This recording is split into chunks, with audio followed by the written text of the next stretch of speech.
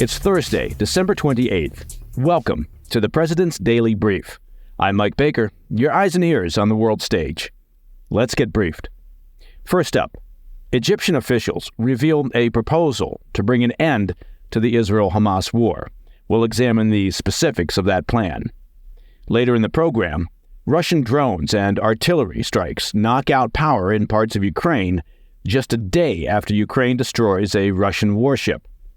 Plus, Secretary of State Antony Blinken and Homeland Security Chief Alejandro Mayorkas meet with Mexican President Obrador to discuss the crisis at America's southern border. Finally, in today's back of the brief, a shocking new poll shows that 1 in 5 young Americans has a positive view of Osama Bin Laden. Apparently, the same new poll shows that the same 1 in 5 young Americans are hopelessly ignorant. But first up, the PDB Spotlight. I want to kick off the show by taking a look at what appears to be the first serious proposed plan to bring the Israel-Hamas conflict to an end. The plan was developed by Egypt in collaboration with Qatar, both of which have served as mediators throughout the conflict. At this point, the proposal has been presented to Israel, Hamas, the United States, and European governments. So let's take a look at what this proposal entails. First, the Egyptians proposed a 3-phase ceasefire. The first phase would be similar to the temporary ceasefire we saw back in November. Over the course of approximately 2 weeks, Hamas would release all remaining women, children, and elderly men who were taken hostage during the 7 October attacks on Israel. In return, Israel would free a mutually agreed-upon number of Palestinian detainees, halt combat operations, reposition tanks away from civilian areas, and facilitate medical supplies and food assistance for Palestinian civilians in Gaza. In the second phase of the ceasefire, Hamas would release all Israeli female service members. In return, Israel would release additional Palestinian inmates, and both sides would exchange the remains of individuals held since the hostilities began. The final segment of this first phase of the plan, potentially extending over a month, involves intricate negotiations leading to the release of all captives under Hamas's control against a prearranged number of Palestinian prisoners. After these releases, Israel would pull its military presence from the Gaza Strip, and both sides would cease all forms of aggression. Now, the second part of the proposal has to do with the post-war governance of Gaza. Egypt is proposing that Hamas and Islamic Jihad, the two groups responsible for the October 7th attacks, relinquish power in Gaza. Egypt would then spearhead the mediation efforts to bring the Palestinian factions together, enabling Hamas and the Palestinian Authority to collectively establish some form of interim technocratic government in anticipation of future democratic elections. Both Israel and Hamas have given a cool public reception to the Egyptian proposal, but have stopped short of rejecting the plan altogether, meaning that it could be used as a framework, perhaps, for a future ceasefire. Now, while the entire process is incredibly complex and difficult to negotiate, the heaviest lifting is in the post-governance conflict portion of the planning. Any inference or attempt to leave Hamas in any form as a part of the future governance of Gaza will be considered a non-starter by Israel, and likewise, frankly, should be considered a non-starter by the U.S. and the West. Meanwhile, a very strange public argument has broken out between Iran and Hamas over what inspired the brutal October 7th attacks. Iran's Islamic Revolutionary Guard Corps, the IRGC, has now claimed that Hamas's attack on Israel was a retaliatory act for the killing of their Quds Force commander, Qasem Soleimani. That, of course, is an admission by the Iranian regime of the obvious, that Iran is ultimately responsible for Hamas's actions and thus responsible for the 7 October slaughter. Now, to provide some context, Soleimani was eliminated near the Baghdad International Airport by a U.S. drone strike in January 2020. Considered the IRGC's second-in-command and the architect of its overseas operations, he was known for orchestrating a variety of terror attacks. Adding to the narrative, IRGC spokesman Ramazan Sharif attributed Hamas's October offensive as, quote, one of the revenges for Soleimani's death. However, this assertion was promptly dismissed by Hamas. The group issued a stark rebuttal, distancing themselves from any ties to Soleimani or Iran in regard to the attacks. Hamas's statement was emphatic, quote, Hamas denies the validity of the remarks given by the spokesperson of the Iran's Islamic Revolutionary Guard Corps, Brigadier General Ramazan Sharif, regarding the operation of the flood of Al-Aqsa and its motives. They continued, we have repeatedly confirmed the motives and reasons for the operation of the flood of Al-Aqsa, and foremost are the dangers that threaten Al-Aqsa Mosque, end quote. Now clearly, despite being the spawn of the Iranian regime and doing their bidding, Hamas is sensitive about being acknowledged as toadies for the IRGC and prefer acting as if they actually wear the pants in the terrorist family. All right, when we come back, the latest from Ukraine, where Russian drone and artillery strikes have resulted in widespread power outages following Ukraine's strategic targeting and destruction of a Russian naval vessel. Plus, U.S. Secretary of State Antony Blinken and Homeland Security Chief Alejandro Mayorkas sit down with Mexican President Obrador to talk border crisis, despite the current White House preferring not to refer to it as a border crisis. I'll be right back. Welcome back. We turn our attention to the war in Ukraine, where fighting between Russia and Ukraine is intensifying amid harsh winter conditions. Following Ukraine's strike on a Russian warship on Tuesday, Russia launched a retaliatory attack in Ukraine using drones and artillery to target a train station and residential areas in Kherson and Odessa, according to a report by CBS News. Russia launched nearly 50 Shahed drones in the bombardment, which killed at least 5 Ukrainian civilians who had gathered among a crowd of roughly 140 people to board a train to Kyiv. The attack also hit a local power grid station, knocking out electricity for roughly 70% of households in Kherson and leaving residents to contend with brutal winter temperatures. The regional governor there said it was not possible to estimate how long residents would be without power in the city. And in the city of Odessa, the drone attack reportedly killed 2 people and left 3 injured, including a 17-year-old. Ukraine's Air Force said it was able to shoot down 32 of the 46 attack drones launched in the assault by Russia. Now, Russia's targeting of Ukrainian energy infrastructure follows the same tactics that they used last winter when they directed missiles at power stations and energy plants. This caused rolling blackouts throughout the country, leading to civilian deaths and forcing the Ukrainian government to set up heating points to keep their population from freezing. The aerial bombardment came in the wake of a cruise missile attack by Ukraine on Tuesday in the city of Feodosia that struck the Novocherkassk, a landing ship in Russia's Black Sea Fleet. We should note that the toll from that strike appears to be much worse than the Kremlin is letting on. Reports initially suggested Ukraine's missile strike killed at least 1 Russian sailor and left the ship with significant damage.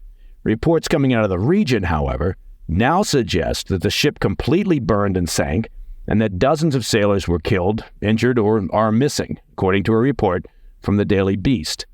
The ship's commander initially tried to claim that nobody's injured, everything's great.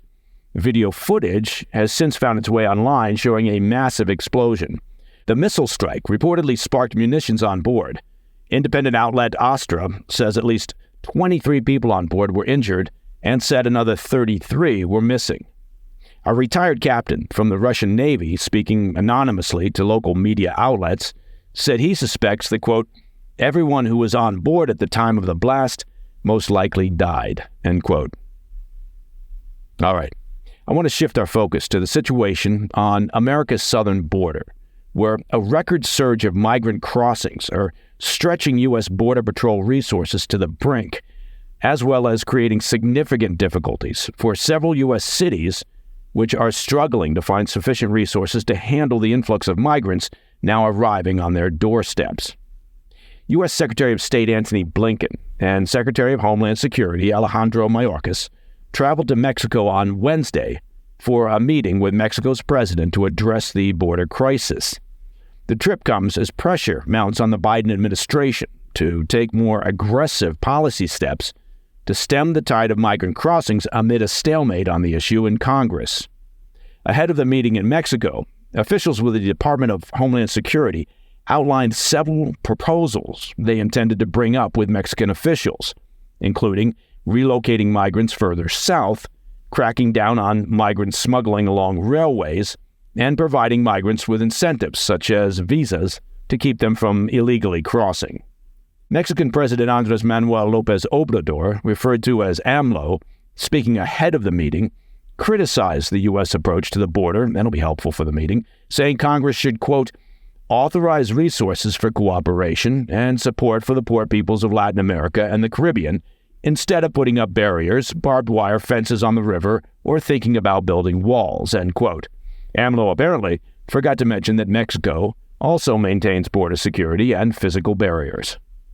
President Biden has struggled during his term to adequately address the border crisis and has faced pushback from his own party regarding any compromise with Republicans. Now, Biden attempted to win over Republican support for an emergency aid package for Ukraine in early December by offering some concessions on border reforms that would have brought back many Trump-era policies, but that plan lacked the backing of congressional Democrats. Under the Trump administration's Remain in Mexico policy, the Mexican government had agreed to hold migrants in border towns for months at a time as they awaited court hearings in the U.S. Later, under Title 42, Mexico also agreed to take in migrants from other countries expelled by U.S. border agents. In the absence of any meaningful action from Washington, the crisis has continued to spiral out of control. U.S. Customs and Border Protection officials said Friday that they apprehended more than 190,000 migrants between ports of entry in November alone. They said CBP agents across the U.S. border are now reporting anywhere from 7,000 to 10,000 migrant arrests a day. All told, some 2.4 million migrant apprehensions occurred along the U.S. border during the 2023 fiscal year, and that's an all-time high. Now keep in mind, when considering the scope of the border problem, that 2.4 million number, well, those are just the known encounters, and only a small percentage were processed for removal, with the vast majority being released into the country. The number of unknowns or known gotaways, meaning illegals who entered without being apprehended, well, that number, as the term implies, is unknown. But estimates place that number during President Biden's 3 years in office at somewhere between 1.7 and 2 million. And within those numbers, it's anyone's guess as to how many individuals on the government's terror watch list might be included. It would appear that the White House is finally sufficiently concerned about the border to send Blinken and Mayorkas to Mexico to ask for assistance from AMLO. Now, not to sound cynical, but, well, I'm about to. It's likely that the only reason the White House is now sufficiently concerned is because they're worried about the 2024 election and voter concerns about the border and the impact of large numbers of migrants on Democrat-run cities like Chicago, New York City, and Washington, D.C.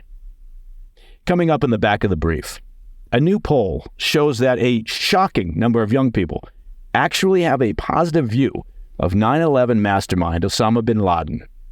I'll be right back. In today's back of the brief, a recent Daily Mail poll reveals a startling perspective among young Americans about Osama bin Laden. Approximately 20% of those aged between 18 and 29, that's referred to as Generation Z or Gen Z, well, they hold bin Laden, the architect of the most lethal terrorist attack on American soil, in a positive light. The survey further indicates that nearly a third of these young individuals believe the principles guiding bin Laden were, quote, a force for good, end quote. Digging deeper into the numbers, 8% of the young adults polled possess a, quote, completely positive outlook on bin Laden, with an additional 12% admitting to a somewhat positive perception of the arch-terrorist. Of the respondents who viewed him favorably, 8% approve of both his ideology and his methods. Only 41% of Gen Z has a completely negative view of bin Laden. Let me repeat that. Only 41% of Gen Zers surveyed, those between 18 and 29 years old, have a completely negative view of bin Laden. Now, in stark contrast to these figures, a significant majority of the total population, 81%, express a negative opinion of bin Laden overall. All right? This poll comes on the heels of a surge in TikTok content where young Americans engage with bin Laden's letter to America, showing empathy towards the al-Qaeda leader. This letter, which rationalizes the heinous acts of 9/11, seems to have influenced the perceptions of a segment of the younger generation. Now, this is admittedly one survey, okay, but it's a survey nonetheless. I mean, where to even start with these numbers? 8% of respondents have a completely positive view of bin Laden. Only 41% have a completely negative view of him. Now, I'm not a rocket scientist, but that leaves 51% who apparently have mixed views on the Dr. Evil of our time. How does that happen only 22 years on from 9/11? I mean, what are you thinking? Oh, well, dude, I mean, all the death and destruction was kind of crazy, but I liked his look. How are you conflicted in your views on bin Laden?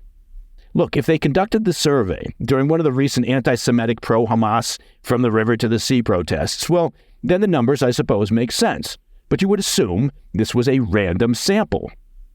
So, you also have to assume that we have a serious breakdown in education, not to mention an inability to teach right from wrong, or to raise kids who know the difference between being a murderous, psychotic terrorist and living a good, productive, considerate life. Look, one thing I do know. I don't have enough gin in my bar at home to make me forget these survey results. But I'm going to give it a go. And that, my friends, is the President's Daily Brief for Thursday, 28 December. If you have any questions or comments, please reach out to me at pdb@thefirsttv.com. I'm Mike Baker. I'll be back later today with the PDB Afternoon Bulletin. Until then, stay informed, stay safe, stay cool.